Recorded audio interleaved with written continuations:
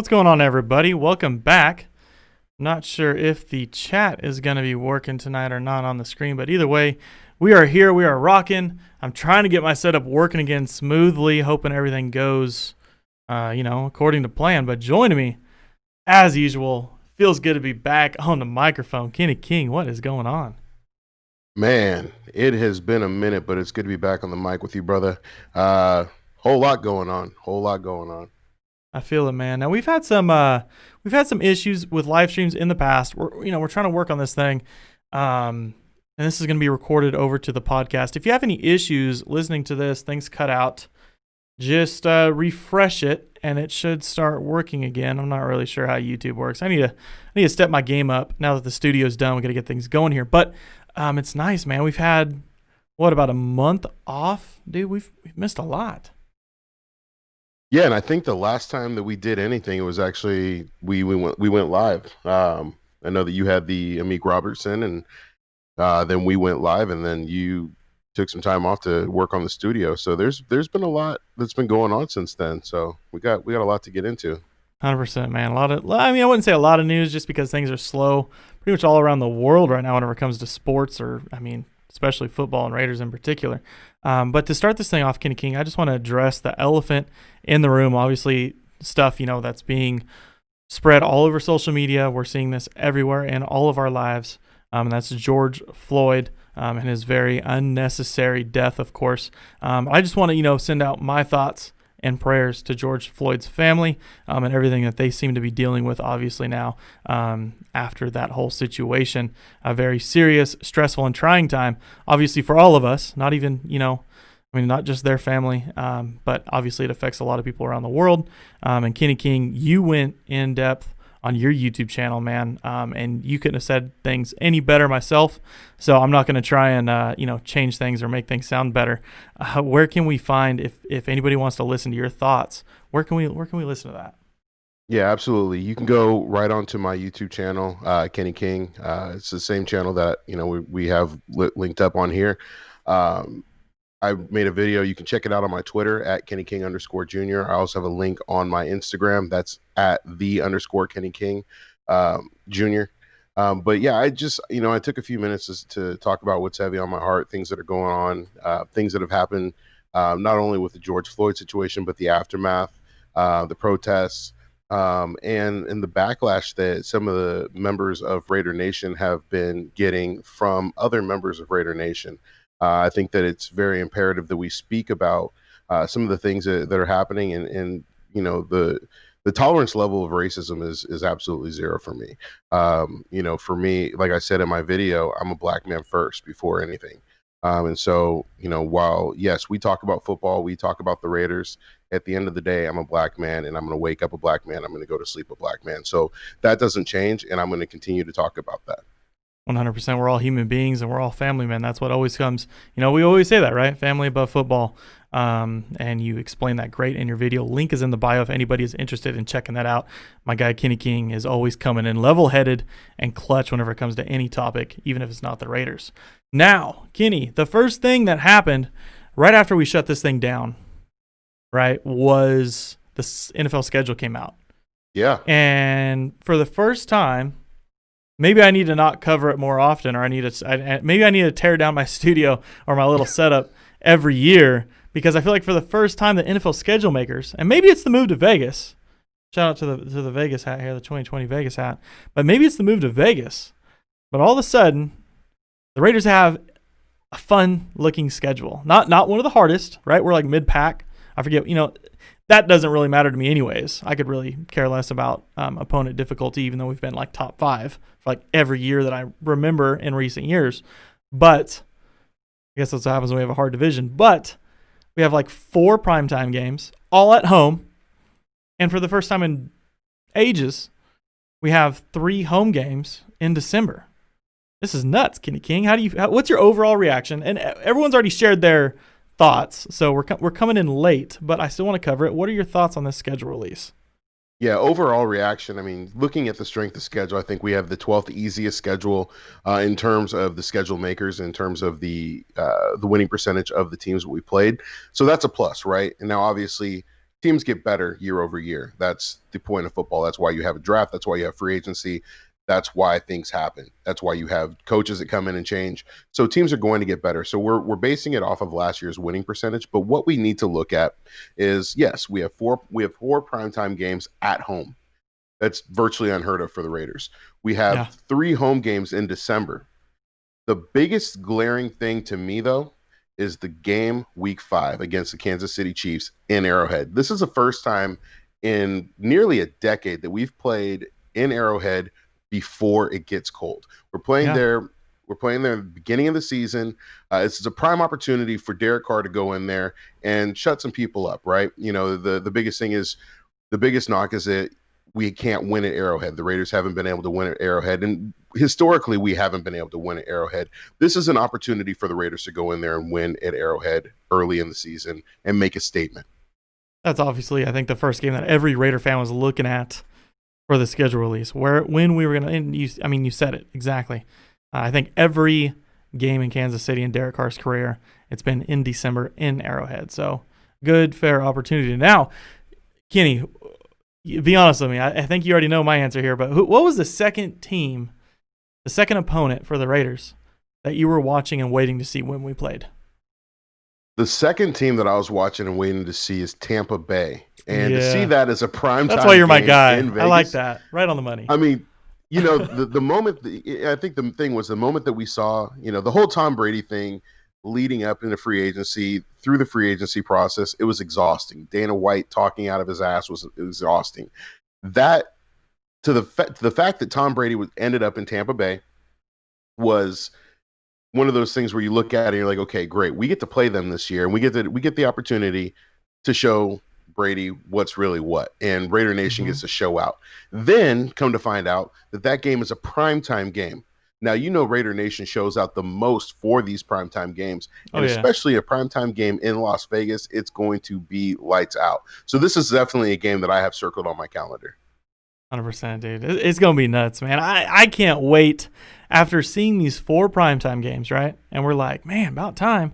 But then you see Allegiant Stadium, right? You see our stadium in Las Vegas lit up at night, and you start thinking, like, why don't we have 8 freaking primetime games? Because that sucker is beautiful.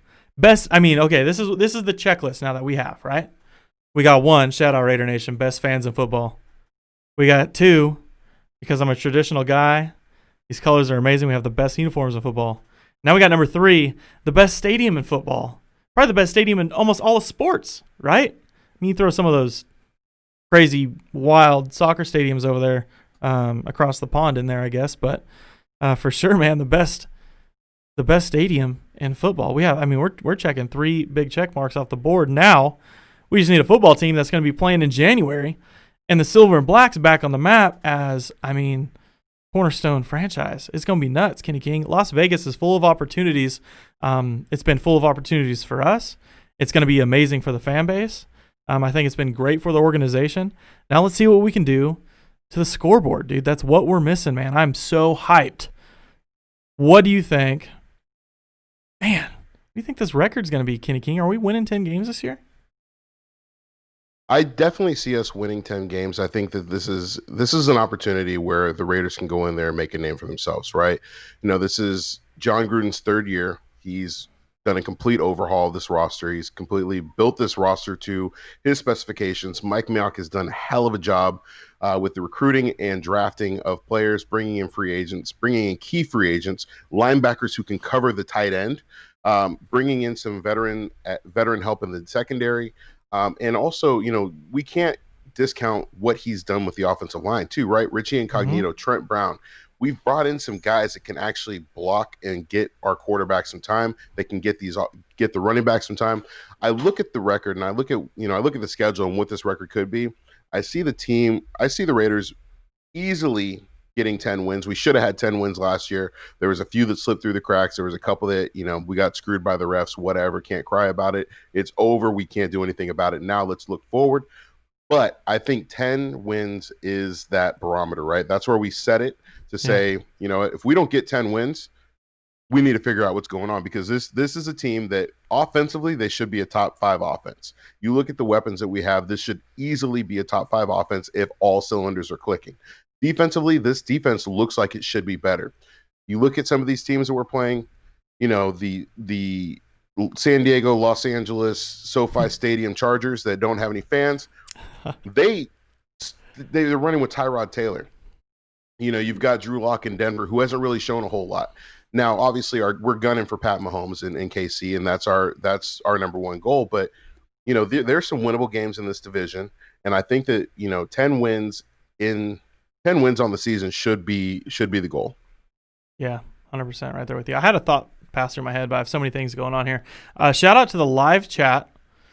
Of course, I don't have the live chat here up on the screen because I'm trying a new streaming system now that we have this new setup, and I don't know, technical difficulties. I barely got internet in here this morning. It's been 8 hours since I've had internet in here, so things are fresh. This is a test run. We're just getting back in the groove of things. We have some good things coming. I have a few things coming up probably in the next couple weeks. Should be talking to Raiders secondary coach Jim O'Neill. Could be talking to an undrafted free agent or two in the next couple weeks. Could be having a Raiders beat writer that's coming in, moving over to the team. He could be talking with us frequently, almost weekly or every other week. Could be popping in and out, giving us the scoop on things that are going on at the facility because we can't be on site all the time. But like I said, shout out to the live chat. We have the 509 Raider moderators, of course, Ivan the Great and Grizz Films, and they're holding down the chat for us, making sure people don't get too wild. And shout out to everyone that's giving us shout outs in the chat. Trying to get everything warmed back up here. But we did miss. What's weird, Kenny, is, we've talked. How many podcasts have we been doing now the last maybe year and a half? We've been like maybe taking a week off. I'd say max we've maybe taken like 2 weeks off or 3 weeks off once, right? And I've never really had a problem with losing my voice, but I haven't talked Raiders football for a month. In these last 3 days, I feel like I've been losing my voice. Is there something going on here? Like maybe Raider Cody coming back? Raider Cody might just feel like he was losing his purpose, and his voice was like, "Well, what do you need me for?" Started disappearing. So this is much needed microphone time right now. We've been putting a lot of work in over here to make sure things start running smoother. And of course, tweaks will still be happening.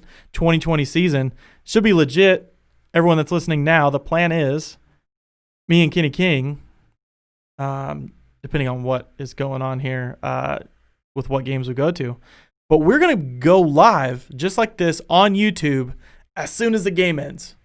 So as soon as the ref blows that final whistle, as soon as Derek Carr lines up in victory formation, takes that last knee, we're going to jump on the mic. We're going to fire this thing up live. We're going to be right on YouTube. Not a set time necessarily, officially, but as soon as it's done, we're going live. So be ready for the same setup. It's going to be transferred over to a podcast. You can listen to it again or save and listen to it later during the week, but we should be dropping a lot of content. And while we're talking about it, make sure you still subscribe to Kenny King's channel. Link in the bio. So, Kenny King, I'm going to cover a handful of these transactions that we missed while we were shut down. Starting with, I think the biggest in my opinion, was Prince Amukamara. Coming in, 31 years old. A guy that, or should I say, a position that we were watching, to bring a veteran in. Of course, we brought in Damon Arnett to solidify CB2. But there's still that weird off-season groove that we're in for 2020. We don't know what we're going to get. There we go. I guess I have subscription notifications. That's cool. So if you're not subscribed, you're going to get a shout out here on the channel. Interesting. Cool. I didn't even know I added that feature. So shout out to Larry for subscribing to the channel.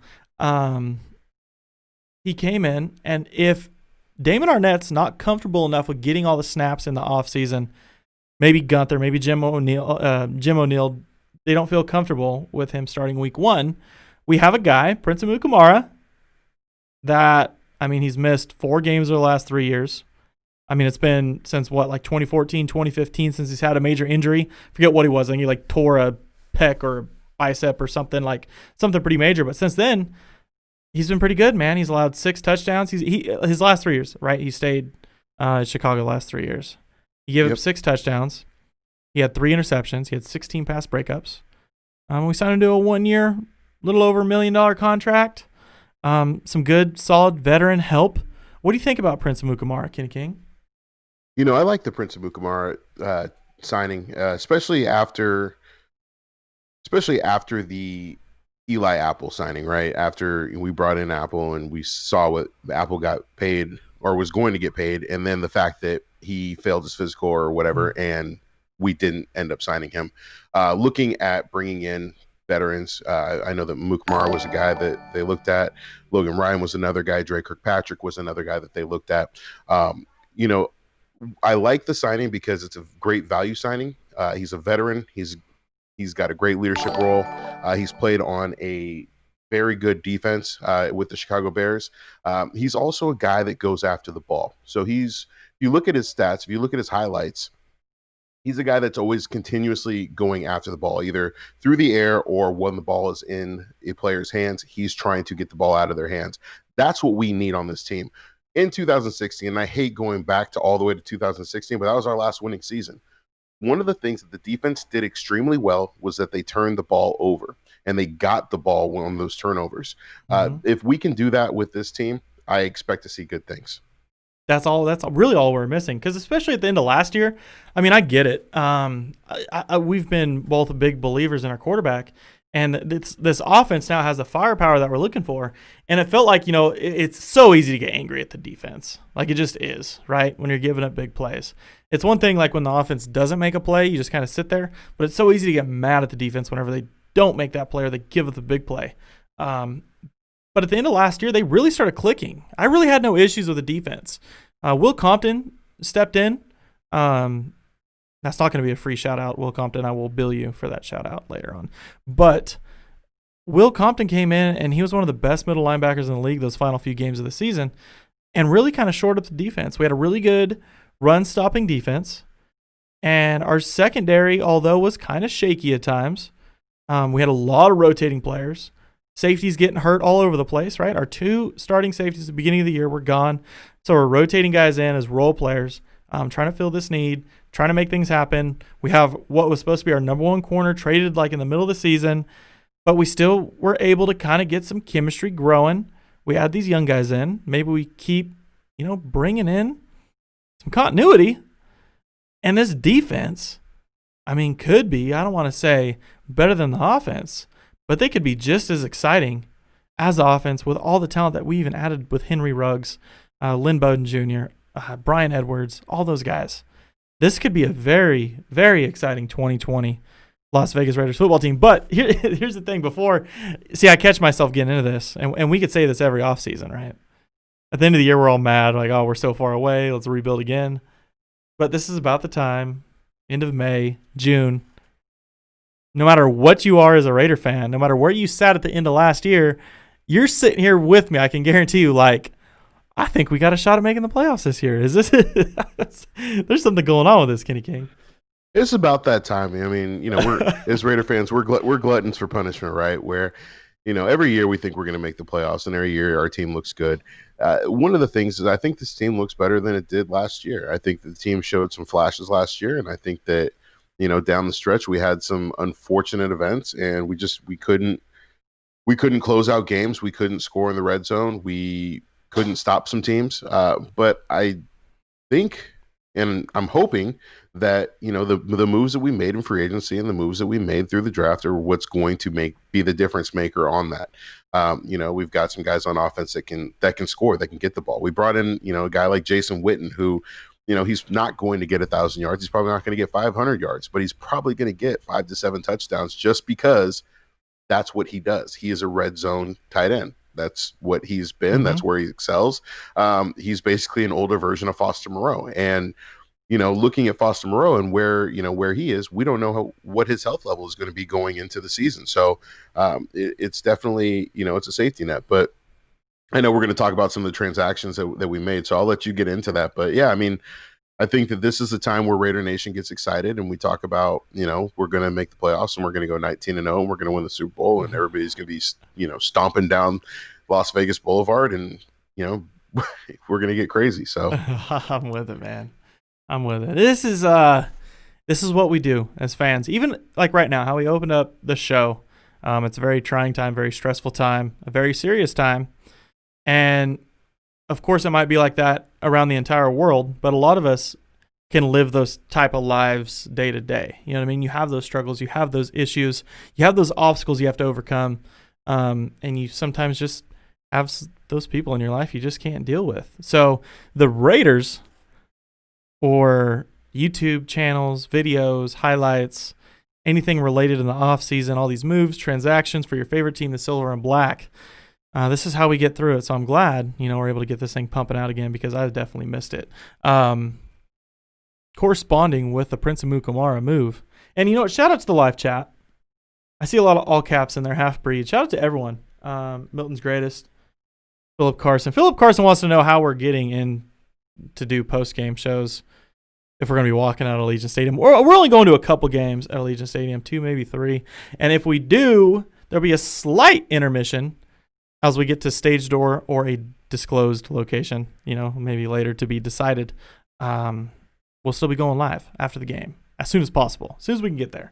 And if anybody wants to bring up a topic, have a special question or topic to talk about, the super chat should be working. The super chat should be working. If you guys want to pop off anything for me or Kenny King, this is going to be also transferred over to the podcast. Now, Kenny, like I said, in a corresponding move to Prince Amukamara was Nick Nelson, a guy that, was it last year? When was he? No, 2 years ago, right? That was John Gruden's first draft. A guy that we dubbed Nickel Nelson. A guy that I was expecting. Man. That was my guy, dude. I was excited. And a guy that I knew wouldn't, step in and be the guy right there where we talked about him. But I felt like he was the future, right? Like he was a guy that could develop. He had the build, he had the size. Felt like he, had the physical talent to play in the slot. But they waived him and placed him on the physically unable to perform list. I guess, is that the last we see of who is supposed to be Nickel Nelson? Because now, really, LaMarcus Joyner is going to have first dibs at the number 1 slot corner. And then we have, barking at his heels, Amik Robertson. What do you think about the little small transition at slot corner? Now, are you saying small transition because of Amik Robertson's size? Because I don't think that he would appreciate that. Hey, he's 5'9". They put 5'8.5". I give him 5'9". Look, I'm going to tell you right now. I think that what's going to happen, I think that this may be the last we see of Nick Nelson, but I also think this may be the last we see of LaMarcus Joyner at slot corner. Mm-hmm. I think that Amik is going to come in and he's going to take that slot. I love the dude's fire. I love the dude's intensity. We had him on the pod. The guy is fired up. He's got a lot to prove. He's got a chip on his shoulder. I think Amik is going to light things up, and I think he's going to make it very hard for LaMarcus Joyner to keep his job. 100%. Shout out to Ivan the Great. Stage door is going to be the place to be. And while we are here, Stage Door Casino, make sure you guys visit Stage Door Casino in Las Vegas. My good buddy John down there. If you ever go to Stage Door Casino, this is the thing. I'm going to tell you right now. Maybe, I don't know if I should be doing this or not, but if you go to Stage Door Casino, my guy John, we're working with events. We're working with a lot of different people. The Black Hole chapter, there could be a chance of some cross promotional stuff, doing different things. But my guy John down there has been great. And if you're ever down there, ask anybody that's working there. Say you want to talk to John. Talk to John. You tell him that Raider Cody sent you, and you let him know that you love his place down there in Las Vegas, because John is a great dude. We're all about the John and Stage Door Casino support over here at the Raider Cody podcast, the Raider Cody YouTube channel, the Kenny King YouTube channel, everything all over the place. We're all for it. Kenny King, moving down the list. Devontae Booker was another signing that I don't want to feel was like a super major impact signing, but I feel like it was a good, solid pickup. What do you think about what he does to this backfield? I think he adds a little bit of depth to it. You look at the backfield. We have Josh Jacobs, who obviously was banged up last year and had a tremendous rookie year. Bringing him in healthy, he's going to be obviously the future back. There's no question about it. You don't even have to ask who's going to be your number 1 running back. It's Josh Jacobs. He's top 5 running back in the league right now. Booker is a guy that's going to be depth. He's going to get an opportunity to play. But I think that he's going to be a guy that's going to challenge Jalen Richard a little bit. you look at Lynn Bowden Jr., he's going to be put everywhere. He's a joker. So he's listed at running back, but that just gives the Raiders the ability to add somebody else on the roster, so that way they can move him around wherever they want, especially with 10 tight ends that we have right now or whatever it is. But Booker's a guy that I believe you will see in the short yardage situations. He's a guy that's not great out of the backfield catching the ball, but he's somebody that you can depend on. Third down situations. Sometimes you can also see him, getting an opportunity to spell Jacobs a little bit. But I expect to see him get a little playing time if he makes the roster. I mean, you got Rod Smith, right? And Rod Smith's going to be that short yardage guy if he makes the roster as well. We still have Alec Ingold. So it's going to be very interesting to see what happens with Booker. Yeah, and kind of how you close that out, I agree, if he makes the roster. Devontae Booker, I think, is a great talent, and I think he showcased that early in his career. He seemed to have like a pretty promising rookie year in Denver, not playing very much. Started, a handful of games, played well, but kind of fumbled the ball a lot. Just kind of got phased out of that whole offense. They picked up whatever, what's that? That dang running back. I can't stand him. Phillip Lindsay. Oh my goodness, I can't stand Melvin Phillip Gordon. Lindsay. Yeah, they've got some. And Melvin Gordon. Hey, you know what? Shout out Melvin Gordon. He's a Bronco, and I don't like shouting out Broncos, but the fact that he flat out, when he was asked, "What's your opinion if you had to play without fans in the stadium this year? You play without fans, nobody there, right? Empty stadium." Straight up says, "Bro, we didn't have fans anyway." Dude, is that not amazing? Yeah. Oh, I mean, he basically said that everything that we've been saying in joking form, but I mean, this guy was a Charger, and he's saying that they didn't have fans. So, shout out Charger fans, all 5 of you. 15 of you guys left after Phillip Rivers went to Indy. But shout out the Chargers. I guess you guys really don't have any fans. I'm sorry. Oh man, I'm not sorry. I'm not sorry at all. Shout out to Simone Raider in the chat, man. Big time supporter. It's the Oos right there, coming in. Simone Raider, man, don't be judging me right now. We're still working on the setup. We're trying to get things ironed out. But man, that's funny. Okay, I don't even know where I was even going with this whole conversation. But Devontae Booker coming in. I mean, really, you look at this running back room, right? Josh Jacobs, a guy who, look, I mean, had it not been for that one shoulder injury, I felt like carried a big load, ran hard, broke a lot of tackles, and stayed pretty healthy. I think it's a guy that we can rely on 100%, no matter the few missed games that he missed throughout the year. You have Jalen Richard, a guy that's super reliable, a guy that's been clutch in the passing game. Not just catching balls out of the backfield, but picking up clutch blocks. I mean, some of my favorite third down plays last year came off of Jalen Richard picking up like a late blitzer, or some sort of stunt, or picking up, somebody just running right up the gut with a free shot of Derek. Dude is picking up the block. Jalen Richard, Rocket Richard, is a dude that we can really count on, and obviously is going to be a big veteran presence during the short offseason. Alec Ingold, he's a fullback. I get it. He's got that, like me, he's got that amazing white guy athleticism, right? But he's a powerful runner, and he's been working hard this offseason. And, a lot of receptions with Derek Carr, man. I'm seeing this guy running little curls, and quick little out routes, and he's looking fresh in his routes. So you see him coming in there with Lynn Bowden Jr., our joker, that could probably play all over that backfield. How much more room do we have besides those 4 guys? I don't really see much happening. I don't either, and I think that was one of the things that we talked about going into the draft, thinking that the Raiders might draft a larger back. And the way it looks like, I think that their larger back is going to be Ingold.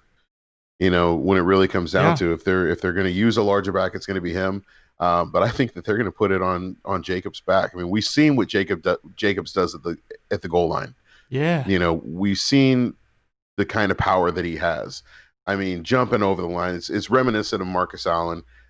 Jacobs he can pretty much do it all. And so I don't really see that need. So it's, Booker is going to be that guy that is most likely going to be a camp body. If he does get an opportunity to make the squad, it's going to be a limited role. He may get some burn, but you're absolutely right. Talking about Jalen Richard in the passing game, he's huge. And he's also huge on those checkdowns, and all those checkdowns that John Gruden loves.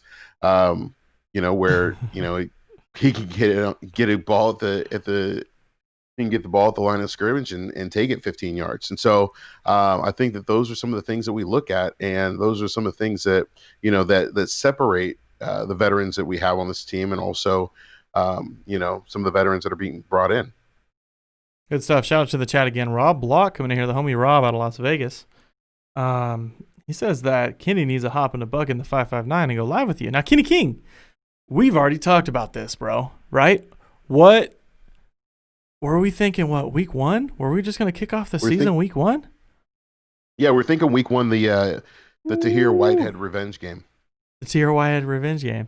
Tahir Whitehead and Eli Apple. Eli Apple, man. Yeah. Clutch Raider, never gave up even a single reception in his Raider career. Great corner. Almost as good as Antonio Brown as a Raider. Almost. I mean, honestly, I'd take an Eli Apple signing over that one any day. I got to be honest here. We're going to close this thing out pretty soon. Like I said, this is getting posted to a podcast. This is a warm-up show. We're just getting the kinks ironed out. In my 1 month of being away, all of my system decided to update. I have all my different programs or different formats. I'm trying to learn them all again.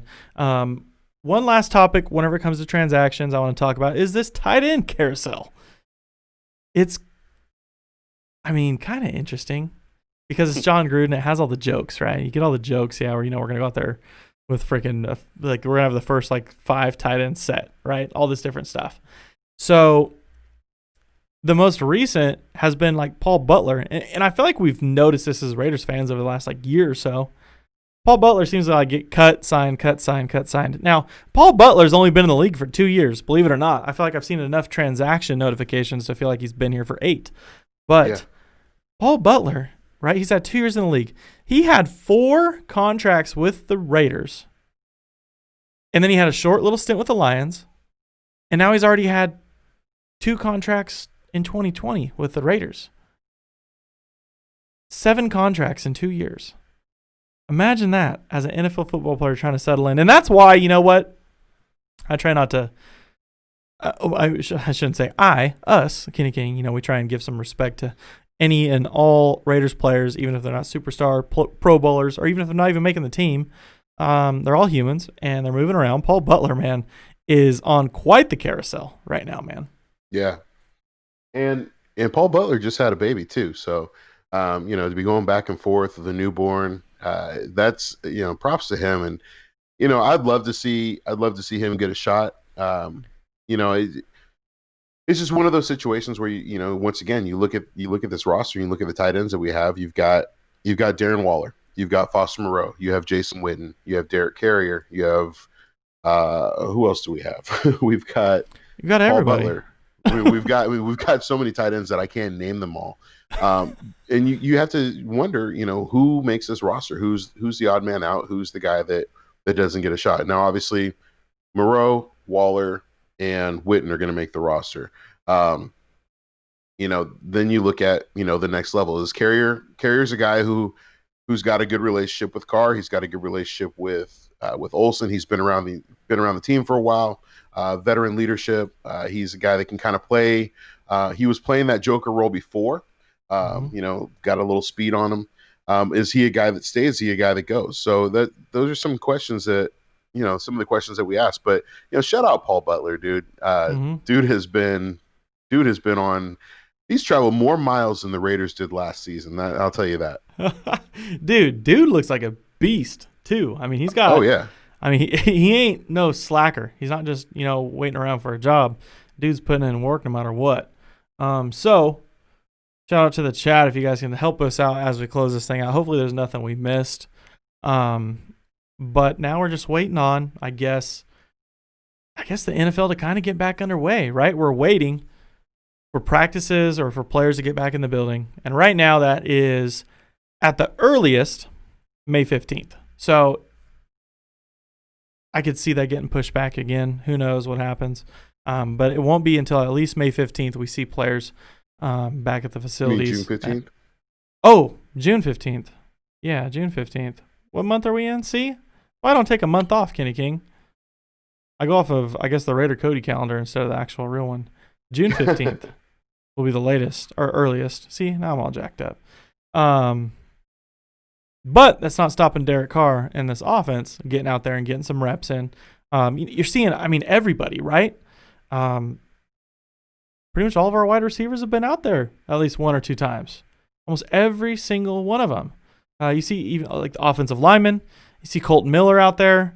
You see Andre James out there. You see all these different guys getting out there getting some workouts in. John Simpson. John Simpson working out with Colton Miller too. We got a lot of those guys in there. Trent Brown getting back after it. Big fella. Richie Incognito. Who knows where Richie Incognito is? He likes to travel all around the country. Or around the world, should I say. He's all over the place.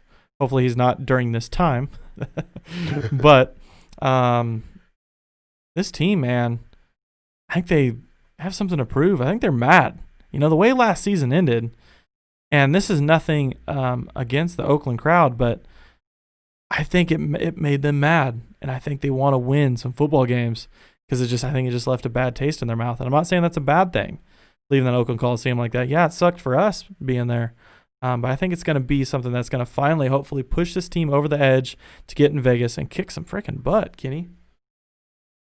Yeah, no doubt. Obviously, me living in the Bay Area and me being so close to Oakland, it's gonna be a change. Not being able to hop on BART and ride out to Oakland, but I'm excited about Vegas. I'm excited about what this team is going to bring. I'm excited about Allegiant Stadium, right? That thing is gorgeous. I was looking at some pictures of it today. I was looking at pictures of the torch. I posted it on my Instagram. That place is absolutely gorgeous, and it's a long time coming for Raider Nation. We've been basically the forgotten stepchild of the NFL in terms of stadiums, sharing the last team to share a stadium with a baseball squad, the dirt infield, the leaking sewers, the troughs, peeing in garbage cans. I don't know who would do that, but peeing in garbage cans, it's nice to have something nice. And if we can have a football team that's going to put the product out there that matches the stadium, because really, it's like what Dion said, right? You dress good, you feel good, play good, you get paid good, right? Mm-hmm.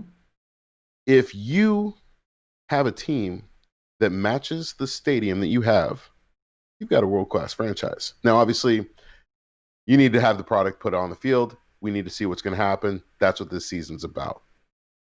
Good stuff, Kenny King. Any last viewers here that are not subscribed to this channel, make sure you subscribe. You have one last little shout out in here on the page.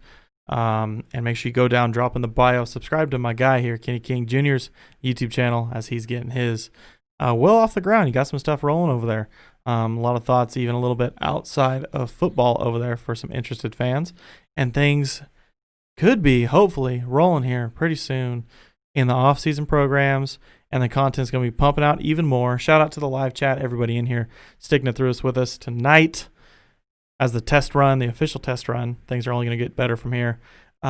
Kenny King Jr., any last thoughts closing this thing out? Last thoughts that I have closing this out. Thanks for coming on. I see 85 of you guys in the chat. There's going to be a lot more people listening to the pod. So shout out all y'all. Once again, Raider Nation, people of the world, people of the nation, just remember to practice human kindness. Make sure you're speaking respectfully to people. Make sure you're being a good person. Make sure that you are talking to people the way that you would want them to talk to somebody in your family. And I think that what gets lost by the wayside is on social media, a lot of people tend to hide behind a persona. You need to remember that outside of social media, outside of what's going on, people are people. And I think that once we do that, you're going to see a change in the world. It's obviously not going to be overnight. It's not going to be within the next week, next month, next couple of years, but we will start to see a change. We just need people to start being better to each other. Man, hitting the nail right on the head. Kenny King Jr. coming in here with some facts. You guys put that on repeat. Play that before you go to bed every night. So shout out, like I said, to the live chat. Shout out to anyone watching on YouTube, anyone listening to the podcast. Getting this thing rolling again, 2020 football season around the corner. I am hyped to get this thing started off right. So until the next show, Raider Nation, make sure you got those bell notifications on. We're going to be hitting you soon. We'll see you guys later.